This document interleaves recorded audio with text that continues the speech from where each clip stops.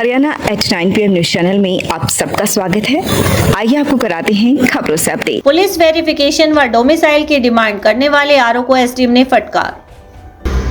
खरखोदा में चुनाव नामांकन प्रक्रिया के पहले दिन कुछ आरओ रिटर्निंग अधिकारियों ने सरपंच व पंच कैंडिडेट से पुलिस वेरिफिकेशन व डोमिसाइल की डिमांड की, जिसके बाद उन्होंने मामले की शिकायत उपमंडल रिटर्निंग अधिकारी एवं एसडीएम ज्योति मित्तल से की, जिसके बाद एसडीएम ज्योति मित्तल ने संबंधित रिटर्निंग अधिकारियों को फटकार लगाई और निर्देश जारी किए हैं कि किसी भी बूथ पर डोमिसाइल व पुलिस वेरिफिकेशन नहीं मांगी जाए। इसके बाद भी अगर कोई आरओ अपडेट नहीं है और इस तरह से डिमांड करता है तो उनके खिलाफ सख्त कार्रवाई की जाएगी। इसके अलावा एसडीएम ज्योति मित्तल ने चुनाव ड्यूटी कर रहे सभी कर्मचारियों को हिदायत दी है कि वे अपने बूथ पर सुबह 10 से दोपहर 3 तक हर हाल में हाजिर रहेंगे, नामांकन पत्र देंगे और नामांकन फॉर्म जमा करवा देंगे। इस प्रक्रिया के दौरान कोई भी कर्मचारी ड्यूटी से नदारद रहता है या ड्यूटी में लापरवाही करता है तो उसको किसी भी सूरत में बर्दाश्त नहीं किया जाएगा, उसके खिलाफ सख्त कानूनी कार्रवाई की जाएगी। पंचायत चुनाव के तहत शुक्रवार को नामांकन प्रक्रिया का पहला दिन था। इस दिन प्रत्याशियों ने नामांकन करने के लिए फॉर्म लिए और अपने दस्तावेजों को पूरा करने की कार्रवाई शुरू कर दी। खरखोदा स्थित खंड एवं पंचायत विकास कार्यालय में ब्लॉक समिति सदस्यों के प्रत्याशियों को नामांकन फॉर्म उपलब्ध कराने के साथ ही भरे गए फॉर्म को भी यहीं पर जमा करवाने की व्यवस्था की गई है। खरखोदा ब्लॉक में पहले दिन पंचायत सरपंच के केवल 5 नामांकन फॉर्म जमा किए गए, जबकि पंच का कोई भी नामांकन फॉर्म नहीं आया। शुक्रवार को खरखोदा स्थित बीडीपीओ कार्यालय में ब्लॉक समिति के विभिन्न वार्डों से प्रत्याशी नामांकन लेने के लिए पहुंचे। वहीं वार्ड 4 से प्रत्याशी कमला देवी, वार्ड 5 से विनोद व वार्ड 6 से सुदेश नामांकन फॉर्म जमा करवाया। बीडीपीओ कार्यालय में नामांकन फॉर्म भरने की जानकारी देने के लिए जहां एक काउंटर स्थापित किया गया है, वहीं नामांकन फॉर्म को लेकर पहले से ही तैयारी में जुटे भावी प्रत्याशियों द्वारा फॉर्म से संबंधित सभी जानकारियां पहले से ही जुटा ली गई थी। ऐसे में पहले दिन ही नामांकन फॉर्म लेकर ब्लॉक समिति के 3 वार्डों से प्रत्याशियों ने अपना नामांकन फॉर्म जमा करवाया। इस दौरान एसडीएम व रिटर्निंग अधिकारी ज्योति मित्तल ने भी बीडीपीओ कार्यालय में पहुंचकर प्रक्रिया का निरीक्षण किया व अधिकारियों व कर्मचारियों को जरूरी दिशा निर्देश जारी किए। एआरओ नायब तहसीलदार अशोक कुमार का कहना है कि ब्लॉक समिति के विभिन्न वार्डों से 20 से ज्यादा नामांकन आज लिए गए हैं, जबकि 3 प्रत्याशियों ने अपने नामांकन फॉर्म जमा करवाए हैं। कई जगह मांगी पुलिस वेरिफिकेशन व डोमिसाइल। चुनाव प्रक्रिया के तहत कई गांव में नामांकन फॉर्म जमा करवाने पहुंचे प्रत्याशियों ने नाराजगी जाहिर करते हुए कहा कि उनसे पुलिस वेरिफिकेशन मांगने के साथ ही डोमिसाइल मांगे जा रहे हैं। ऐसे में मामला एसडीएम के संज्ञान में आने के बाद उन्होंने संबंधित आरओ व एआरओ को फटकार लगाते हुए नियमों का पालन सही से करने की बात कही। उन्होंने स्पष्ट किया कि गाइडलाइन के अनुसार ही नामांकन फॉर्म के साथ जरूरी दस्तावेज मांगे जाएं। जानकारी के अभाव में प्रत्याशियों को परेशान नहीं किया जाए। पंचायत चुनाव को ध्यान में रखते हुए बिजली निगम के नो ड्यूज शनिवार को भी मिलते रहेंगे। कोई भी नामांकनकर्ता बिजली डिपार्टमेंट से नो ड्यूज शनिवार के दिन भी प्राप्त कर सकता है। नमस्कार, मैं ज्योति मित्तल, एसडीएम खरखोदा। सबसे पहले आप लोगों को आगामी सारे पर्वों की बधाई देना चाहती हूँ। दिवाली बहुत ही बड़ा त्यौहार है हमारी इंडिया में और भारत नगरी त्योहारों की ही नगरी मानी जाती है। तो आप सभी खरखोदा वासियों को और सोनीपत ज़िले को मेरी तरफ से दिवाली की हार्दिक शुभकामनाएं। मैं आप लोगों से आशा करती हूँ कि आप सुरक्षित तरीके से इस त्योहार को मनाएंगे। पटाखों पे टोटल तरीके से प्रतिबंध है। ग्रीन क्रैकर्स आप लोग जला सकते हैं, तो आप लोगों से मैं उम्मीद करती हूँ कि पटाखे आप लोग नहीं जलाएंगे और एक क्लीन एनवायरनमेंट में आप लोग योगदान देंगे। कल मैंने अपने स्टाफ को इंस्ट्रक्शंस दिया है, डिपार्टमेंट को बोला है, अगर कोई भी पटाखे सेल करता मिला तो आप उसकी शिकायत इस कार्यालय में दर्ज करा सकते हैं। उनके खिलाफ सख्त से सख्त कार्रवाई की जाएगी। धन्यवाद। सबसे पहले आप सभी को मेरा नमस्कार। आज चूँकि नामांकन का पहला दिन था तो हमारी जो कार्यशैली रही वो थोड़ी सी स्मूथ रही। 1-2 जगह थोड़े से इशू आए जो मैं आपकी उसमें नोटिस में लाना चाहूँगी। जैसे आनंदपुर में पता चला कि एआरओ ने पुलिस वेरिफिकेशन रिपोर्ट की डिमांड की थी, जबकि सरकार की हिदायतों के अनुसार ऐसी कोई भी वेरिफिकेशन एआरओ कैंडिडेट से नहीं मांग सकता है।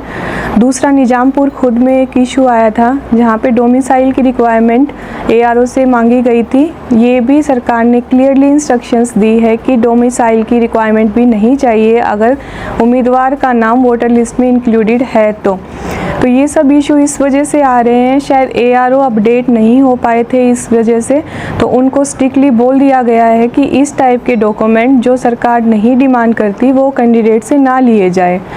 जैसे ही हमें पता चला हमने गंभीरता से इसको देखा और इनको क्लियरली हमने मेंशन किया। इवन निजामपुर खुद में और आनंदपुर में मैंने खुद ने पर्सनली विज़िट भी किया है, तो हम उम्मीद करते हैं कि कल से ऐसा कोई भी इशू उम्मीदवार को नहीं आएगा। चुनाव की प्रक्रिया को लेकर पूरा ही प्रशासन बहुत गंभीर है, किसी भी लापरवाही वाले कर्मचारी को बख्शा नहीं जाएगा, सबको गंभीरता से इसको लेना है। और आप लोगों से भी यही अपील है मेरी कि अगर आपकी नोटिस में कोई भी ऐसा मैसेज आता है तो कृपया इस कार्यालय को सूचित करना सुनिश्चित करें। खरखोदा सोनीपत बाईपास पर नेशनल हाईवे अथॉरिटी के NH 334B के सीमेंटेड नालों को अंतिम छोर खुला छोड़ दिया, जिसका पानी खेतों में घुसकर खेतों में फसलें प्रभावित कर रहा है। किसान शुक्रवार को खरखोदा SDM के पास पहुंचे और मांग की है कि अगर नालों की समुचित व्यवस्था नहीं की गई तो वे गेहूं की बिजाई से भी वंचित हो जाएंगे। उनके खेतों में जो पानी खड़ा है उसके कारण फिलहाल उनकी धान की फसल भी प्रभावित हो रही है। कई फैक्ट्री वहां पर केमिकल नालों में छोड़ रही हैं, जिससे उनकी भूमि की उर्वरता शक्ति समाप्त हो रही है। मांग के साथ साथ करीब 6 से 8 एकड़ भूमि के किसानों की फसल खराब है। किसानों की मांग है कि उनकी गिरदावरी करा के मुआवजा दिलाया जाए व नेशनल हाईवे अथॉरिटी के नालों की समुचित व्यवस्था करवाई जाए। किसान सुरेश काला का कहना है कि वे कई बार शिकायत दे चुके हैं। SDM ज्योति मित्तल ने किसानों को आश्वासन दिया है कि इस दिशा में व्यापक कदम उठाए जाएंगे।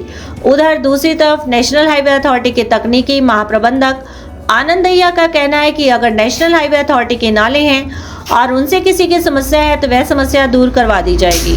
मामला ये है जी, हमारे धान में पानी आ रहा है जी नाले का, और ये जो ये 334B पे ये नया नाला जो बना है इसका पानी हमारे आज से पहले जो पिछली गेहूं की फसल है, जब भी ये नाले का पानी भर के और गेहूं की फसल बर्बाद हो गई थी, हम SDM साहब के पास आए थे और तहसीलदार साहब गए थे।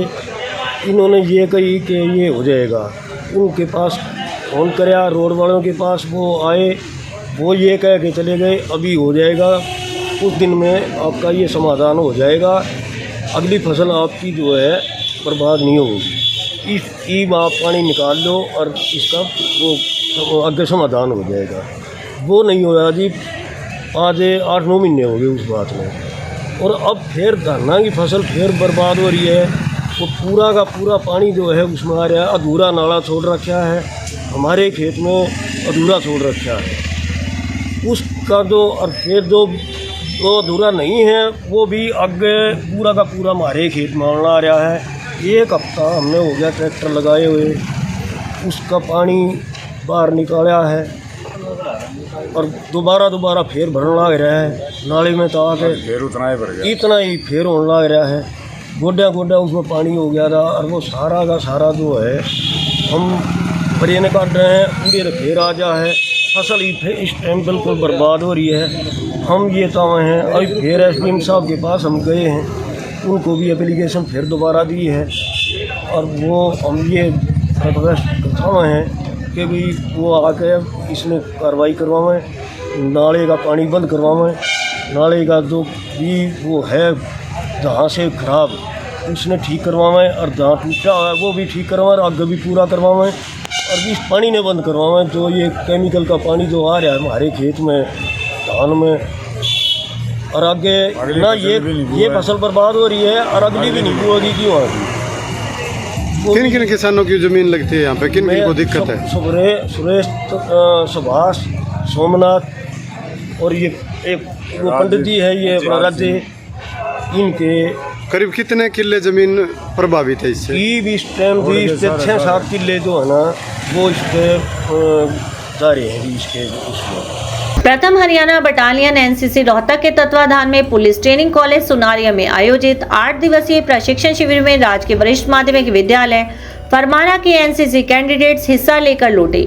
अपने बेहतर प्रदर्शन की बदौलत शिविर में कैंडिडेट्स ने दूसरा स्थान पाया, जिसके चलते स्कूल लौटने पर फूलमालाओं के साथ सभी का स्वागत हुआ। एनसीसी अधिकारी नरेंद्र दहिया ने बताया कि कमान अधिकारी कर्नल एस.के. बिजारानी ने एडम कर्नल जे.पी. शयोरान की देखरेख में 14 से 21 अक्टूबर तक 8 दिन कठिन श्रम शारीरिक प्रशिक्षण, जिसमें pretty drill, firing, optical training, map reading, FCBC tent pitching प्रशिक्षण दिया गया। इसके साथ ही कैंडिडेट्स ने फायर फाइटिंग, नागरिक सुरक्षा एवं आपदा प्रबंधन तथा स्वच्छता जैसे विषयों की जानकारी प्रशिक्षण के दौरान प्राप्त की। 900 साल हो गए होंगे गाँव में बसे ने, उस टाइम से और आज तक कभी भी गांव में बस का क्यों सेंटर नहीं बनाया था, क्यों सेंटर बनवाया। ट्यूलिप हॉस्पिटल सोनीपत एनसीआर का विश्वसनीय एवं हार्टटेक ओटी से युक्त हॉस्पिटल आपकी सेवा में 24 घंटे उपलब्ध। हृदय रोग विशेषज्ञ डॉक्टर अनुराग अरोड़ा व डॉक्टर अनुपमा सेठी अरोड़ा द्वारा